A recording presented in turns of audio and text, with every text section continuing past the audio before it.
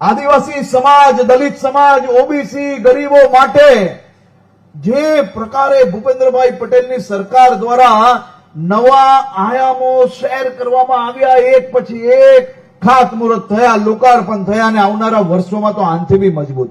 આ દેડિયાપાડાના યુવાનોને હું પૂછવા માંગુ છું કે તમે દેડિયાપાડાની લાઇબ્રેરીમાં ગયા કે નહીં? કોઈ કેટલા લોકોએ લાઇબ્રેરી જોઈ છે? વાહ. તમારા મિત્ર ક્યારેક આવે તો કહેજો કે ચાલો આપણે લાઇબ્રેરી જઈને જોઈએ કે ભારતીય જનતા પાર્ટી ભૂપેન્દ્રભાઈ પટેલની સરકાર કેવું કામ કરે છે. અને આજે હું તમને સૌને એક ભેટ આપવા આવ્યો છું કે આ નવા બજેટમાં આજે હું આવતા સાંભળતો હતો આ ક્ષેત્રમાં ગીતો ચાલે છે કે 3G પેલું શું કે છે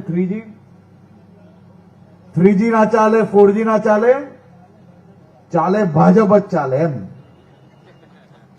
પણ એમને હું કહેવા માંગુ છું કે આ વર્ષે બજેટમાં અમે આદિવાસી વિસ્તારોમાં બીજા નવા ટાવરો ઉભા કરવાનો નિર્ણય લીધો છે. એટલે તમારા વિસ્તારમાં ઘણા એરિયા એવા છે કે જ્યાં નાના નાના ગામડાઓમાં 25, 50, 100 ઘર વસતા હશે, ત્યાં 3G ને 4G ચાલે ને ભાઈ, એવું લાવવાના છે. એટલે હવે નવું ગીત બનવાનું છે કે આપણા વિસ્તારમાં 3G બી ચાલે, 4G બી ચાલે ને ભાજપ જ ચાલે એમ.